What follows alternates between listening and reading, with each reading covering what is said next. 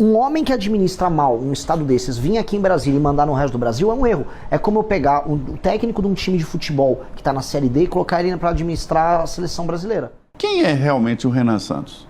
Tudo bom, Zé Maria? Um abraço a todo mundo que está nos assistindo. Bom, o Renan é um sujeito de 42 anos, nascido em São Paulo, que vem de uma família de classe média. Sempre foi um grande aluno, tomava as palmadas aí da mãe dele quando era criança, né? Quando aprontava e quando tirava nota baixa. Fez faculdade de Direito na USP, largou, foi ser empresário. Que não é pouco, né? Direito na USP não é pra qualquer um. Mas também, quando eu larguei pra ser empresário, tomei muita bronca da minha mãe também. Então, faz parte. Tem o lado bom e o ruim do peso da instituição. Em que setor empresarial? Fui trabalhar com metalurgia. Metalurgia era uma parte de tanto iluminação quanto porta de janelas de aço. Perfeito. Projetei produto, fui vendedor, trabalhei com RH, trabalhei com vendas, aprendi a lidar com o sindicato. Boa parte da minha formação humana mesmo, na prática, se deu ali. E sempre gostei de política, sempre estudei, sempre li muito sobre história, sempre fui apaixonado pela questão da relação dos grandes homens com a história da humanidade. E, no fundo, a história da humanidade é a história política da humanidade. Quando a gente estuda os grandes generais, os grandes homens que moldaram o passado, foram homens que atuaram na política. E aí você percebe que existe uma grande linha do tempo que começa com eles lá atrás e pode chegar até você. Eu sempre falei, qual é o meu papel na história? Sempre tive esse fogo dentro de mim. Até que ali, por volta de 2013, eu vi as famosas manifestações dos 20 centavos, vi meus colegas de faculdade liderando aquilo, falei, não vou deixar meus amigos petistas tomarem isso. Tomei aquelas manifestações, voltei a organizar, resolvi largar tudo e falei, não, eu vou juntar um time e vou montar um movimento político para mudar o Brasil, a gente está no momento de mudar. E foi ali que eu juntei com um rapazinho chamado Kim Kataguiri e outros amigos e fundamos o Movimento Brasil Livre, organizamos as maiores manifestações da história do Brasil, derrubamos a Dilma Rousseff, ajudamos ali naquela época a Lava Jato a prender o Lula. Foi um momento muito importante politicamente para o país. Foi, eu acho que é um momento, existe do ponto de vista político um Brasil antes e depois daquele momento. Porque houve uma espécie de despertar da classe média, as pessoas hoje falam mais de política. Mas e como é que esse movimento foi parar no Bolsonaro? Eu vou chegar lá, Zé, porque ali o que aconteceu? As pessoas estavam lutando por causas. Olha, não temos bandidos de estimação, vamos apoiar a Lava Jato, a Dilma tem que sair, o PT acabou com os sonhos do país, o Brasil está quebrado por causa das escolhas da Dilma, por causa da corrupção do PT, o Lula era o chefe da quadrilha, esse era o discurso à época. Só que todo movimento político acaba desembocando em uma alternativa política eleitoral. E as grandes lideranças que estavam na rua, tinha eu e o Kim, a gente não tinha nem idade para concorrer, nem partido. O Moro, era talvez um grande nome ali à época, era o juiz da Lava Jato. Houve alguma medida Janaína Pascoal, talvez? Não tinha grandes ambições, talvez não tinha traquejo político.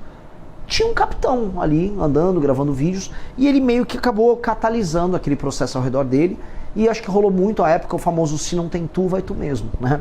Como não tinha o Moro, não tinha os nomes, foi o Bolsonaro se tornou o líder de maneira injusta do processo, e aí ele ganha as eleições de 2018. Ele não tinha preparo. Com a sua ajuda. Não, assim, não havia intenção minha em ajudá-lo. Eu, quando trabalhei naquela época, eu trabalhei realmente pelo impeachment da Dilma, trabalhei para apoiar a Lava Jato, eu queria ver a prisão do Lula, eu queria que rolassem as reformas que rolaram já no governo Temer.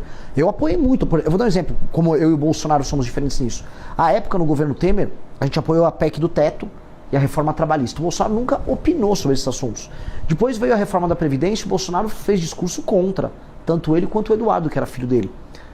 E nós apoiamos à época uma reforma que era impopular. Tem uma incoerência aí. A linha política do ex-presidente Bolsonaro, militar, de direita, é estatizante e protetor, né? Não é bem um liberal. Exato.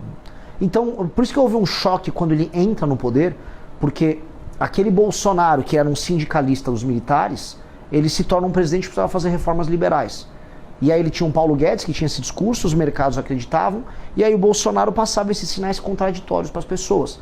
Então o problema do governo Bolsonaro é que eram muitos sinais contraditórios o tempo todo, e aí quem acaba ficando com os sinais contraditórios, em geral, é a pessoa que acaba vivendo um reflexo, uma espécie de um abuso. Então o fã do Bolsonaro, vai pra frente do quartel, não, sai do quartel, não, agora eu gosto do Rodrigo Maia, não, agora não é pra gostar do Rodrigo Maia, não, eu gosto do Gilmar Mendes, não, agora eu não gosto do Gilmar Mendes. Uma pessoa racional não aguenta isso. Agora, uma massa de brasileiros acabou ficando encantada por ele e acabou sendo, vamos dizer, abusada nesse sentido por ele. E aquelas pessoas erraram em apoiar de maneira canina uma família que estava se aproveitando disso. O Bolsonaro acabou perdendo as eleições, nós fizemos oposição ao Bolsonaro nesse processo, e todas as críticas que a gente fez, em especial, vamos dizer, ao ao gosto que o filho dele, Flávio, tinha pelo luxo, pelos grandes amigos, pelos vinhos, pelas casas, estava certo, né? Agora a gente está vendo o Flávio como candidato, tudo aquilo que a gente criticava naquela época, que destruíram a Operação Lava Jato para salvar o Flávio, a gente estava certo. A gente foi meio que o profeta de algo que está estourando agora. Uhum. Durante todo esse processo, a família Bolsonaro continuou em alta, né? Hypado, e principalmente agora com Flávio Bolsonaro, que ele nunca foi um político, um líder nacional, polarizou, já está polarizado com Lula, né? Qual é o alvo da sua estratégia de campanha? Meu alvo é o eleitor. Eu entendi uma coisa. As pessoas quando falam assim, tem uma polarização Lula com Bolsonaro. Igual vai bater em quem? Eu vou bater em todos, quando eu ver que todos estão errados. Que é basicamente, se a pessoa abrir o meu Instagram, Renan Santos MBL, vai ver porrada no Lula, vai ver porrada no Flávio, mas acima de tudo vai ver porrada ao sistema político e propostas para solucionar esses problemas.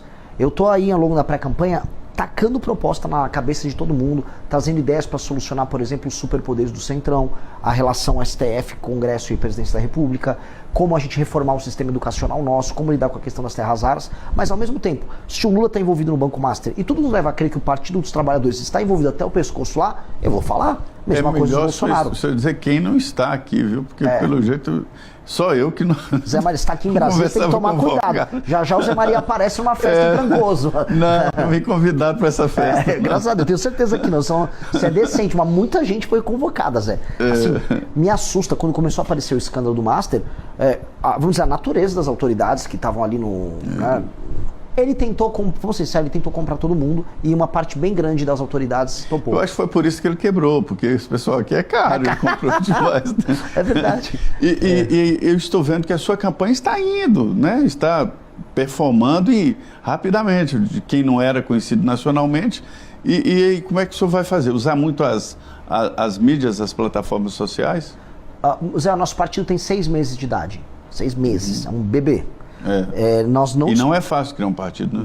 É difícil. Bolsonaro tentou e não conseguiu. Muitas lideranças tentam e não conseguem. Houve agora o partido do autista que não conseguiu. Enfim, né? Tentam. Houve o partido do Corinthians que tentou também, não conseguiu. Nós conseguimos. E isso nos coloca no jogo, mas é um jogo muito pesado. Eu vou dar um exemplo assim, até para o espectador entender. O Brasil é um país de dimensões continentais. Para eu rodar, para fazer uma pré-campanha, eu preciso de dinheiro, para avião, não só para mim, para uma equipe. Quando eu chego nos lugares, precisa de hotel, tem alimentação, você tem equipe de filmagem, lugares perigosos, eu arrumo briga com o crime organizado, preciso de segurança, tudo isso custa muito. Então todas as doações que chegam acabam sendo direcionadas para a gente tocar esse projeto de expandir o partido e apresentar minhas ideias ao redor do Brasil. Só que como o Brasil é tão grande, tão grande, tão grande, fazer isso de carro eu não consigo cobrir o Brasil todo. E meus concorrentes... Nenhum estado como Minas Gerais. Nada. Minas, se eu tentasse fazer, seria impossível. E é um dos 27. Imagina o Mato Grosso, que é gigantesco. Imagina o Amazonas, Pará. Então, agora eu entendo os que usam jatinho. Eles com jatinho, por isso que as campanhas custam milhões. Um voo de jatinho é uma fortuna. Eles vão rodando de um lugar para o outro e eu falo, mas essa viagem aqui que esse pré-candidato está fazendo, 2 semanas de viagem, todos esses voos de jatinho, isso custou milhões. E a gente não vê a declaração, né, na campanha, nas contas de campanha. Aí é de um amigo, emprestaram. Mas é isso que acontece. São campanhas caríssimas. Se as campanhas estão custando tão caro, alguém, e não está declarado em geral, alguém está pagando. E esse alguém costuma se favorecer depois no final. Vamos lembrar uma coisa? Nada de graça. Nada, vamos lembrar. Bom, especialmente financiamento de filmes, né? Pra gente falar de um caso aqui que tá em... né? Porque eu tô falando de filmes no plural porque nosso amigo Vorcaro financiou aparentemente 3 filmes, né? De 3 lideranças políticas diferentes. Né, para não ficar só no Dark Horse ali dos Bolsonaro. Por isso, eu estou vendo que o senhor estava consertando aqui a meia. O senhor tem algum preconceito com o sapato sem meia? Tenho. Zé, vou te contar uma coisa que eu aprendi em Brasília, tá? Eu comecei a reparar, especialmente a partir de 2019, 2020, que surgiu uma moda dos políticos andarem com, especialmente o terno azul, aquele azul royal, azul mais claro, meio curto, e aí com, por exemplo... Eu tô usando meia. Não, mas você é honesto, velho. Eles usam mocassim sem meia. Aí eu comecei a reparar, tinha um padrão. Quase todo político que usava mocassim sem meia estava envolvido em escândalo de corrupção. Eu juro, eu passei lá no MBL e vai ter uma regra no partido, eu vou fazer... Proibir o sapato sem meia. Eu vou proibir. Se eu ver um político com sapato sem meia, eu vou suspeitar que ele está envolvido em escândalo de corrupção e já vou mandar ele na hora pro Conselho de Ética. Porque é batata. Vi o político com mocassim sem meia, falei... veio um escândalo aí. É impressionante. Jatinho também, né? Jatinho também, mas em geral ele sobe no jatinho como um Racing sem meia. Ele entra lá. É impressionante. Zé, é impressionante. É um dos melhores testes que possa ter. Melhores testes. Pois é, mas o preconceito da meia é muito bom. Mas posso te falar, ó, até mostrando aqui pra câmera, ó, eu faço questão, ó, venho com a meia aqui, ó, no talo, lá no alto, justamente pra mostrar que eu sou incorruptível. Tá certo.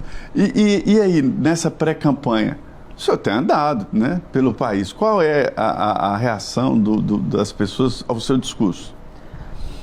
Surpreendente. Porque como eu disse, assim, não apenas eu não estou, né, alinhado ao lulismo nem ao bolsonarismo. Eu enfrento muito o centrão. Então a minha ideia é enfrentar os problemas nacionais onde o problema está acontecendo, mesmo que isso desagrade o eleitor. Então eu fui para o Ceará, eu rodando pelo interior do Ceará, eu comecei a tratar de pacto federativo e gestão dos municípios. Eu fui falar da gestão dos municípios, que estava mal feita em boa parte dos municípios, e explicando, olha, ainda o dinheiro nem veio daqui. O dinheiro pelo pacto federativo, que está sustentando essa gestão mal feita, veio lá de São Paulo, veio do Rio, veio de Minas, veio do Paraná. Vocês são um município deficitário num estado deficitário. E a classe política aqui precisa ser substituída, porque os serviços sociais, o saneamento básico, a educação não está sendo entregue para as pessoas, mesmo com o dinheiro chegando, porque o dinheiro chega, Zé. O fundo de participação dos municípios chega na conta dos municípios.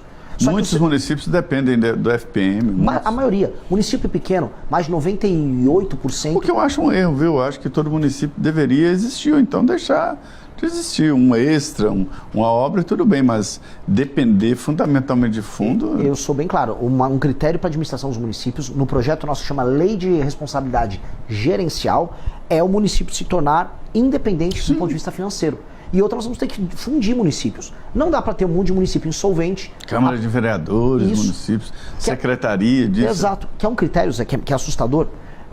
Municípios em que menos de 10% da arrecadação total venha do próprio município, eles são totalmente insustentáveis. Sabe por quê? Porque esses 10% não conseguem pagar nem a folha de pagamento do município.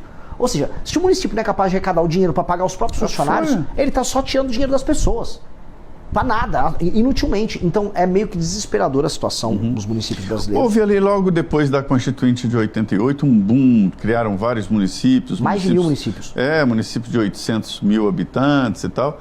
Aí depois houve uma decisão do Supremo que travou. Hoje é impossível criar um município. Recentemente nos Estados Unidos eu vi lá a facilidade de criar um município. É fazer um plebiscito. E pronto, criou seu município. Mas é o seguinte, você criou o município, então tá bom. Escola, posto de saúde, estrada, tudo com por vocês. sua conta. Exato. Vira um condomínio, né? Exato. E também nasce daí aquela diferença de ninguém quebrar nada, porque está quebrando algo seu. É como se fosse um condomínio. Exatamente. É que aqui, o que acontece? Os municípios, eles não se preocupam em ter arrecadação, em ter atividade econômica, e ficam com o pires na mão recebendo emenda de deputado e cobrando que aumente o FPM. Aí, mesmo com esse dinheiro chegando, eles não cumprem metas de desempenho em nenhuma área. Educação, saúde, segurança, nada. E ficam só com o pires na mão, ajudando a classe política do Estado a se retroalimentar. Este é o maior problema do Brasil, Zé. Porque este é o problema que gera o famoso centrão. O centrão é basicamente um grupo de políticos, especialmente deputados, que mandam suas emendas para esses prefeitos espalhados por esses municípios ao redor do Brasil.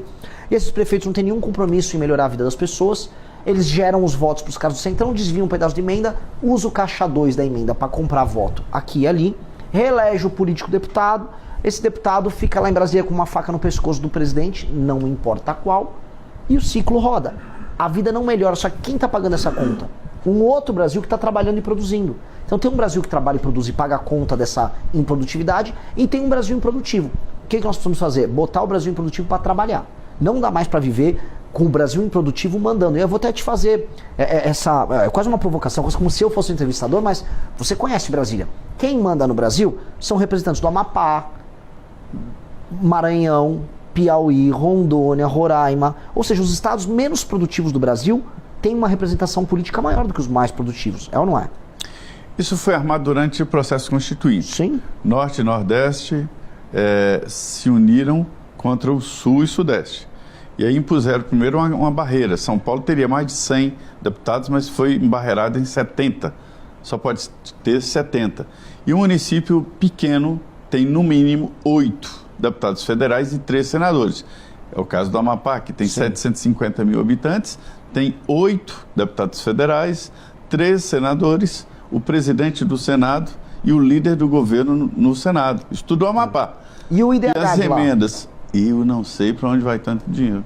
O IDH de lá, o índice de Baixo. desenvolvimento humano baixíssimo, qualidade de vida baixíssima, prostituição infantil, todo, assim, ó, um homem que administra mal um estado desses, vir aqui em Brasília e mandar no resto do Brasil é um erro. É como eu pegar o técnico de um time de futebol que está na Série D e colocar ele para administrar a seleção brasileira. Isso é errado, mas a democracia brasileira permite isso. Um presidente da República, eu estou me propondo como pré-candidato a fazer isso, vai precisar resolver isso. Esse é a mãe de todos os problemas. Porque enquanto eu permitir que na liderança do Brasil eu tenha os piores, eu vou ter um governo dos piores para todo mundo. Mas, Renato, deixa eu te falar um negócio. Você é diretor de partido, então deve estar entendendo. A dificuldade de levar pessoas sérias para a política é muito grande. Ninguém quer. Zé... Você deve ter percebido isso. Lógico, mas assim, a gente tem que Você chega numa cidade, procura alguém, empresário que está com a vida resolvida. Vem se candidatar a prefeito. Zé, eu concordo, mas ao mesmo tempo eu entendo que os partidos também não são instituições que inspiram as pessoas a fazerem isso. Você tem que ter uma liderança inspiradora num partido que faça as pessoas sonharem em construírem algo maior do que a vida normal e pacata delas.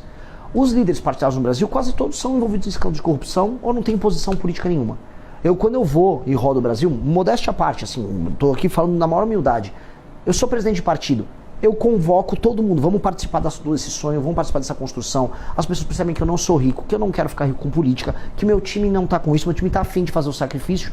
E aí você começa a inspirar, porque nós precisamos fazer os melhores governarem o Brasil. Eu preciso pegar um aluno do ITA, um cara que fez ITA, um cara que fez um UNB aqui em Brasília, o cara que em São Paulo fez USP, e essas pessoas têm que entender que uma das opções que ela tem na vida, além de abrir uma empresa, é participar de um governo que vai mudar todo o país. Eu quero fazer um governo dos melhores. Os melhores têm que entender que eles têm que mandar. Eu tenho que dar poder para quem é melhor. Aqui no Brasil, entretanto, a gente vive num regime que os piores nos administram. Eu não posso aceitar ser governado pelo Alcolumbre. Com todo respeito ao Alcolumbre. Agora, o Alcolumbre, ele vem de um estado que é mal administrado, ele não é um político com nenhum mérito em nada. Tudo que há de estranho no Brasil acontecendo passa pelo Alcolumbre, e esse cara vai ter que mandar em mim, ou esse cara vai mandar em pessoas melhores do que eu, inclusive empresários, médicos, mães, professores. Mas eles não têm condição de fazer isso. A gente tem que fazer uma espécie de uma revolução das pessoas boas, inteligentes e produtivas contra as pessoas improdutivas que mandam na gente. Esse é o meu sonho, isso a gente precisa fazer. O Alcolumbre não foi colocado na presidência do Congresso pelo voto popular, né? Uhum. Talvez ele tenha recebido menos votos que um vereador de São Paulo. Olha, muito provavelmente. Ele começou a carreira dele sendo um office boy do Sarney. A família dele, ela meio que ela nem traficava, ela vendia, vamos dizer, ouro lá pra Guiana. Hoje eles dominam a parte de combustíveis lá no acho Amapá, que, né? mais da metade dos postos de gasolina no Amapá são da família dele. Ou seja, ele se tornou um colosso político. E mesmo sendo um colosso político, o estado dele continua muito, muito pobre. Sim. A vida não melhora no Amapá. O Amapá não consegue ter uma ligação por terra com o resto do Brasil. Isso é uma loucura. Isso é assustador. E aí o cara vai e manda no Brasil. Quer dizer, um cara que participa de um grupo político que torna um estado ruim como o Amapá, fica basicamente vivendo mal. Mas vem cá, isso não é preconceito, não? Contra Lógico um que estado não. Pobre, não é um... Então, sendo bem sincero, você acha que as pessoas gostam de viver lá? Eu tive no Maranhão, Zé. Eu tive no Maranhão. As pessoas querem ir embora do Maranhão. E eu fui no Maranhão e falei exatamente isso que eu falei. Viver aqui é horrível, as estradas são horríveis, vocês são tratados como bichos. As cidades não são sustentáveis. Se a gente quiser melhorar a vida de vocês aqui, eu preciso apontar o problema. Eu não posso ser, Zé, condescendente com uma pessoa que está vivendo mal e que está sendo explorada politicamente por uma classe política horrível. Eu tenho que libertar ela. E a libertação vem com a verdade. A verdade liberta. Eu posso fazer o que todo político que vem de São Paulo, do Centro-Sul, faz lá no Nordeste, que é chegar, Ting tá com a musiquinha, eu vou comer um cuscuz aqui, comer uma buchada. Isso é enrolar as pessoas. Você prefere indicar os problemas? Eu preciso falar os problemas e falar, se viver aqui fosse bom, as pessoas não estavam migrando para outros lugares. O único lugar no Nordeste hoje que está com um saldo positivo no fluxo migratório é a Paraíba. É só a Paraíba. De resto, as pessoas estão indo todas embora. Salvador, a população diminuiu. Bahia, a população está indo embora. Maranhão, o pessoal está indo para Goiás.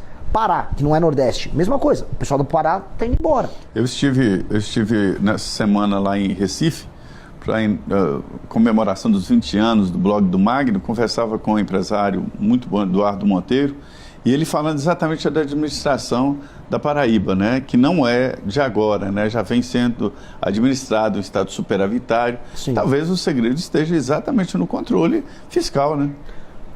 Olha, se tem uma coisinha, o administrador público não precisa ser brilhante. Se tiver controle fiscal, metas e indicadores na administração pública e lei e ordem, segurança, as coisas começam a acontecer. As pessoas não são idiotas.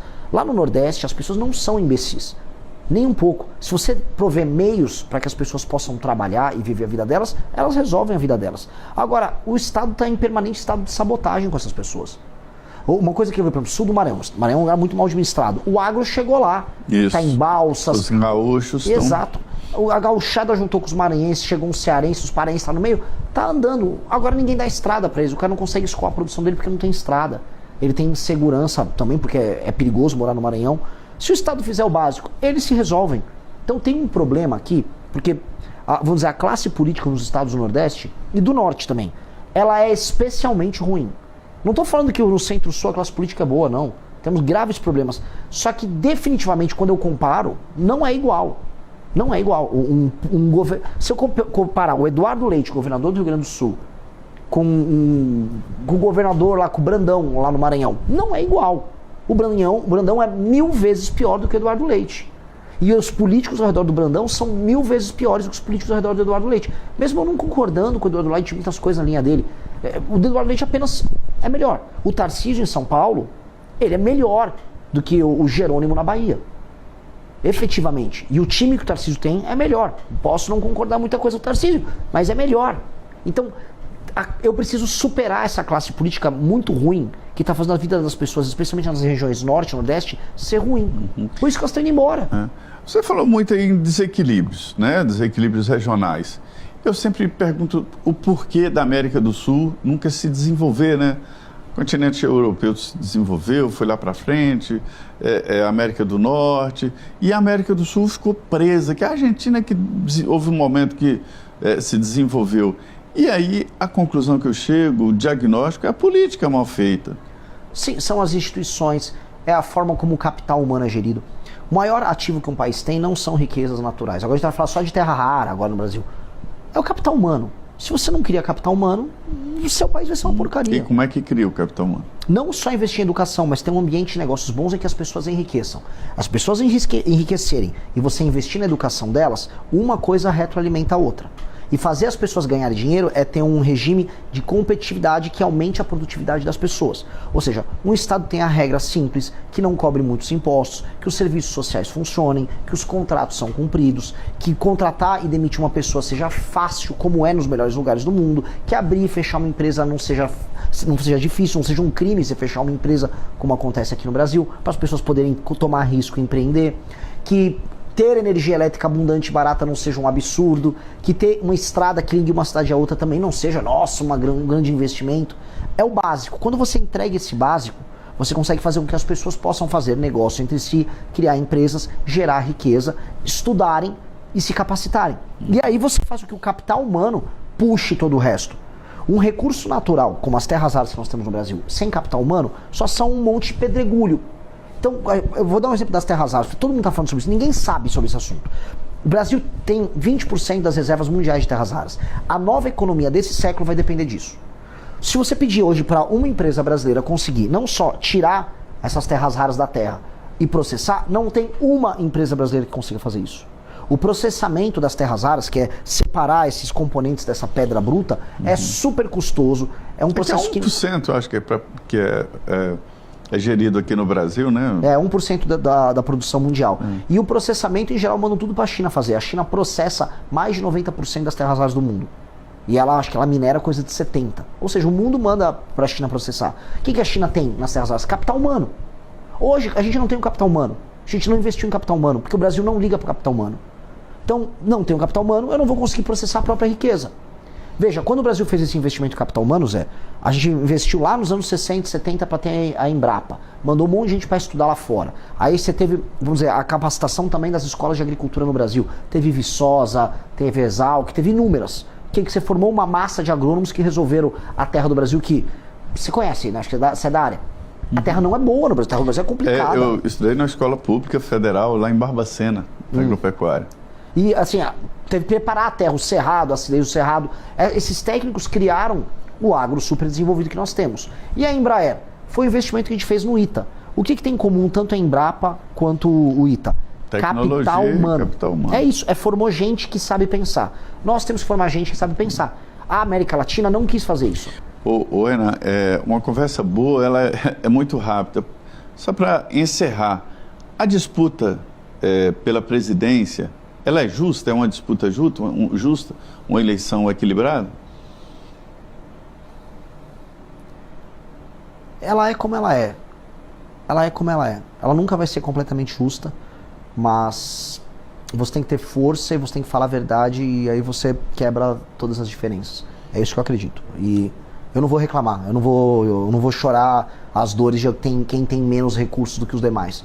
Eu vou trabalhar. Se você gostou deste vídeo, deixe seu like, comente e se inscreva para novos cortes todos os dias.